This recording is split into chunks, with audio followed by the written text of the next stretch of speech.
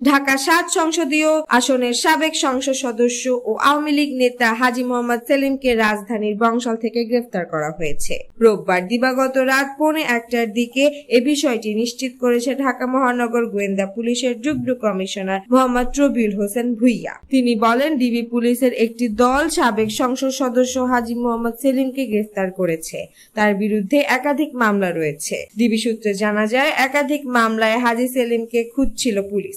পরে রোববার রাতে তাকে বংশাল থেকে গ্রেফতার করা হয়। এরপর তাকে ডিবি কার্যালয়ে নেওয়া হয়েছে। সোমবার সকালে কোনো এক মামলায় গ্রেফতার দেখিয়ে তাকে আদালতে সোপর্দ করা হবে। কোটা সংস্কার আন্দোলনের সময় শিক্ষার্থীদের তোপের মুখে পড়েন আলোচিত সাবেক এই সংসদ সদস্য। সেই ঘটনার একটি ভিডিও সামাজিক মাধ্যমে ছড়িয়ে পড়ে। এর আগে অবৈধ সম্পদ অর্জনের অভিযোগে দুর্নীতি দমন কমিশনের মামলায় ২০০৮ সালে ১৩ বছরের সাজা হয় তার।